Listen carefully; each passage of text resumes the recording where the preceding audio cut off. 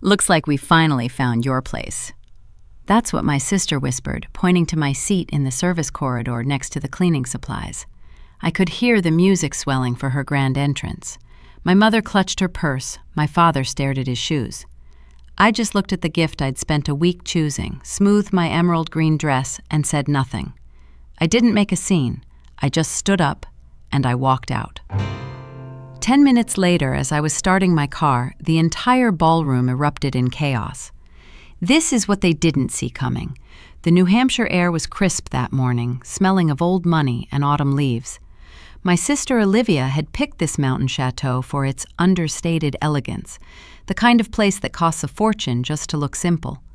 The ballroom was all glass, overlooking a valley filled with white roses and candles that seemed to float.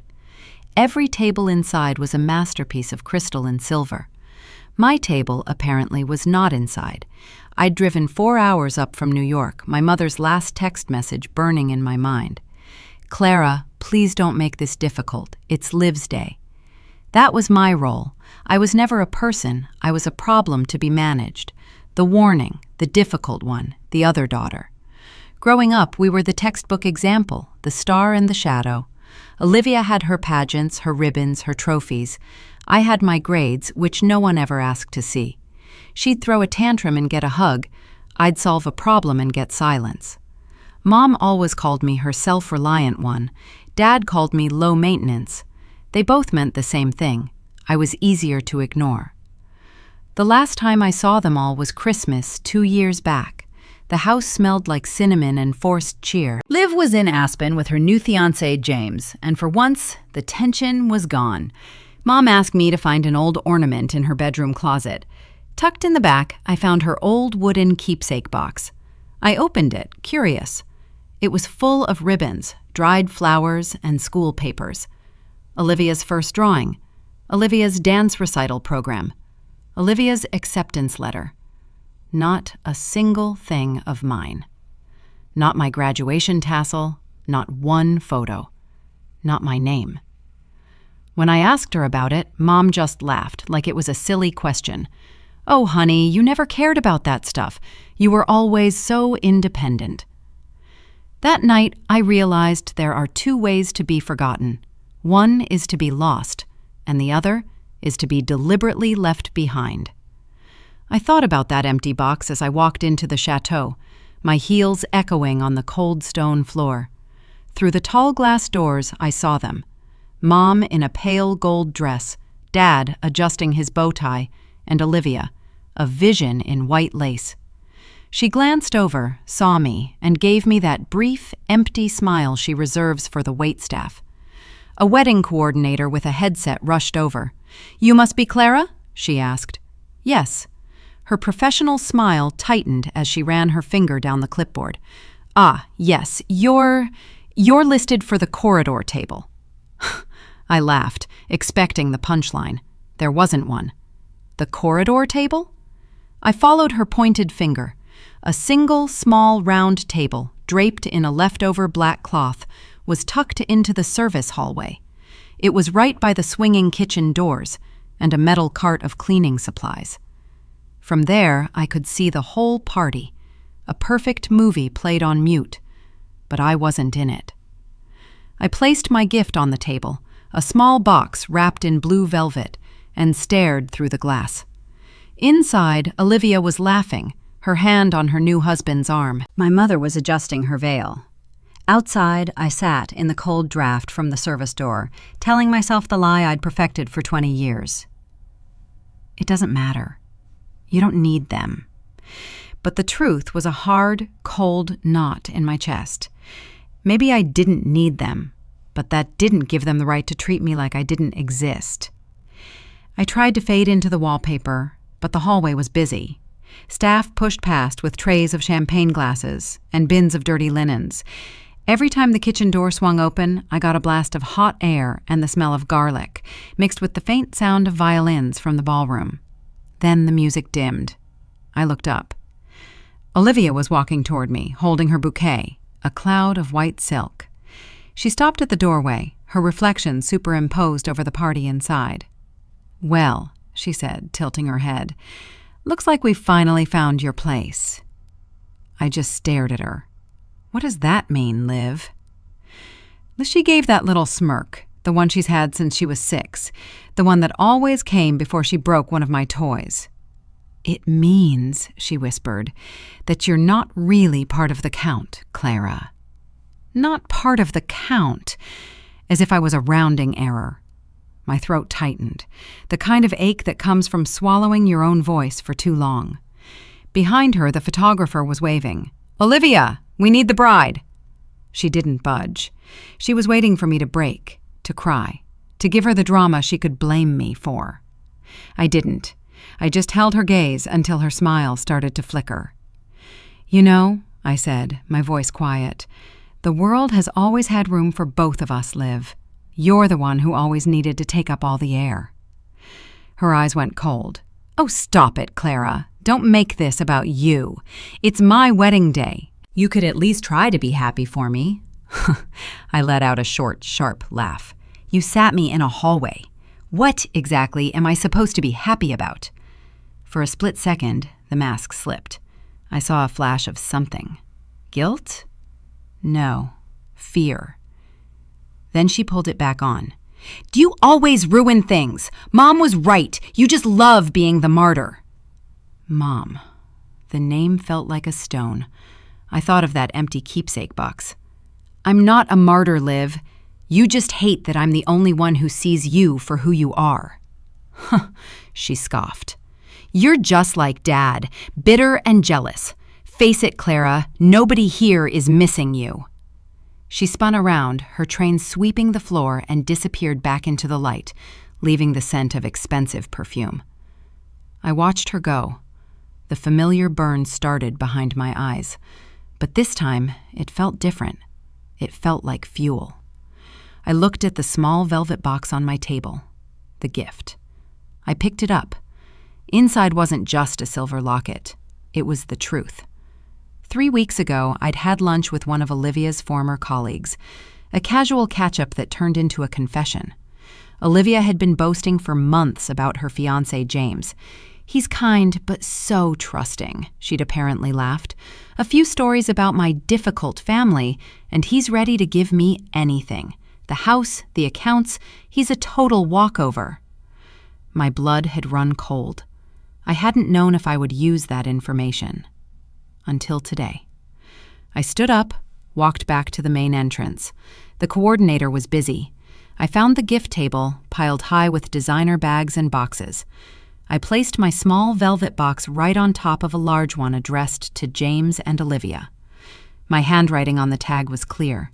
Inside the box, tucked beneath the silver locket, was a printout of the text messages her colleague had sent me. Screenshots, receipts, not an accusation, just her own words.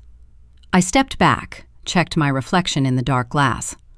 My heart wasn't pounding. It was steady, calm. Then I turned and walked out the main doors. The mountain air hit my face. The valley below was dark, dotted with lights.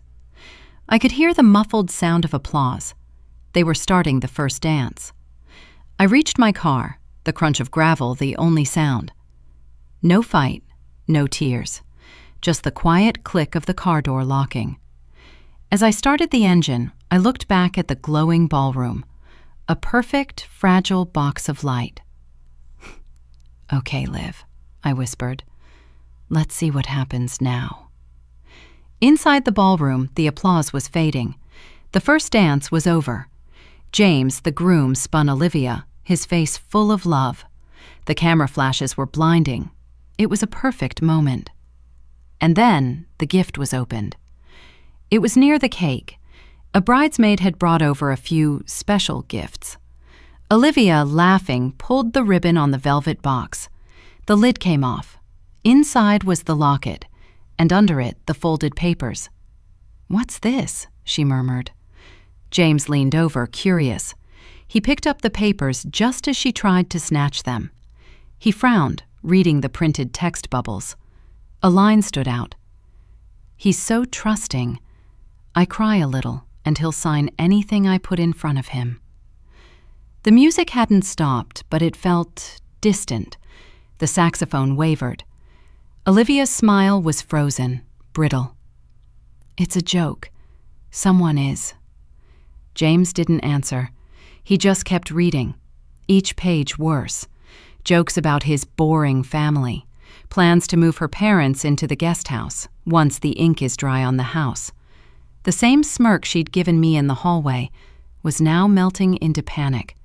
"Who did this?" she hissed. James's mother, Eleanor, had been watching. She was a woman who missed nothing. She crossed the dance floor, her expression like granite.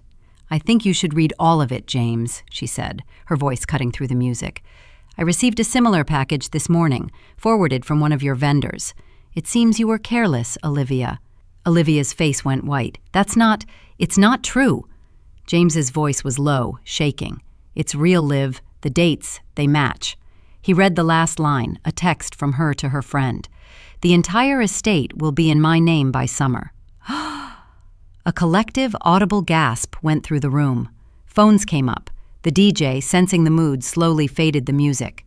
A child asked, "Mommy, why did the song stop?" Olivia lunged for the papers. "You can't read those." Eleanor stepped in front of her. "You read them yourself, dear." That's when the scream started. It wasn't loud. It was a sharp, high-pitched intake of air, like a dying animal. "No, you don't understand. It's her, my sister. Clara did this." James's jaw was tight. "Clara didn't write these texts. She's jealous. She's always been jealous. She set me up." "Stop." James's voice was sharp. "Just stop. You did this. You sat her in the hallway. You thought no one would ever know who you really are." Every guest was silent, watching. Olivia's perfect day was shattering like glass. She turned to our parents. "Do something. Tell them." My mother just stood there, pale, her hands twisting her purse. My father just looked at the carpet. For the first time, they didn't rush to save her. "You knew," James said, his voice cracking. "You knew exactly what you were doing." He reached into his suit jacket, pulled out a folded paper, and dropped it on the cake table. "This is an annulment petition. My lawyer drew it up this afternoon. I've already signed it." Olivia stared at the paper. You can't do this to me, James. It's humiliating." "I'm not humiliating you," he said, his voice flat. "You did that." The room was dead silent. Then, the sound of the silver locket hitting the marble floor. "She's behind this," Olivia shrieked. "Clara is behind all of it." Eleanor just sighed. "Funny, the only thing your sister did was show up." Outside, my car was idling. The sound from the ballroom windows was muffled, but I heard that, the scream. Sharp and high, it cut through the night, followed by the heavy, dull crash of something falling. It was the sound of a dam breaking, the sound I had waited my whole life for. Not for revenge, for justice. Inside, Olivia's mascara was running in black rivers. "You'll regret this," she sobbed. James just turned his back on her and walked off the dance floor. Eleanor followed. Mom finally moved, reaching for Olivia's arm. "Liv, honey, let's just go outside." "Don't touch me!" Olivia screamed, yanking her arm away. "You let this happen. You always hated me." Dad spoke, his voice quiet but heavy. "You need to apologize to your sister, Olivia." The words hung in the air, stunning everyone. But Olivia just laughed, a broken, ugly sound. "Apologize to her? She's nothing. She's not even part of this family." Dad just shook his head, looking older than I'd ever seen him. "That's where you've always been wrong, Liv." He left it at that. He turned and walked out. Olivia was left alone, standing under the massive chandelier. Her dress was ruined, her face a mess. The beautiful illusion was gone. Through my windshield, I watched them. Guests hurrying to their cars. I heard snippets. "It's already on Instagram. Did you see his mother's face? That poor man. No, I mean the sister, the one in the hall." I didn't feel joy. I just felt still. I put the car in gear. I thought about that hallway, the smell of bleach and roses, the folding chair. It all started because they sat me by the cleaning supplies. It ended with the truth. cleaning out the whole room. Justice isn't always loud. Sometimes it's a whisper that says, "Now you're seen." The scream was gone, swallowed by the mountain night. I drove away from the sound of my sister's perfectly constructed world turning to rubble. By the time I hit the New York state line, the sky was turning a soft gray. My phone buzzed in the cup holder. 12 missed calls from Mom, 4 from Dad, texts piling up. I didn't look. The steady hum of the tires on the highway was the only sound I wanted. When I walked into my apartment, it smelled like coffee and home. I hung the emerald green dress in the closet. It looked like armor. A new text lit up the screen. "Clara, please answer. We had no idea." That was Mom. Her favorite excuse. We didn't know. But she did. She knew every time she told me to be quiet. She knew every time she put Olivia first. She knew when she saw me in that hallway and did nothing. I put the phone on silent and opened my laptop, a map of the Oregon coast. I found a small town and booked a cottage. A week of ocean air. Before I packed, I stood on my balcony, watching the city wake up. The sun was cutting between the skyscrapers. They could keep their frantic apologies. I had my own quiet. For the first time in my life, silence didn't mean I was invisible. It meant I was free. At my sister's wedding, I was seated in a service corridor. This morning, I'm watching the sunrise. The silence is the same. But back then, it was humiliation. Today, it's peace. Sometimes the most powerful answer isn't a scream. It's the sound of your own footsteps, walking away from a table that was never meant for you. They thought I would always be the shadow, but I don't beg for a seat anymore. I build my own house.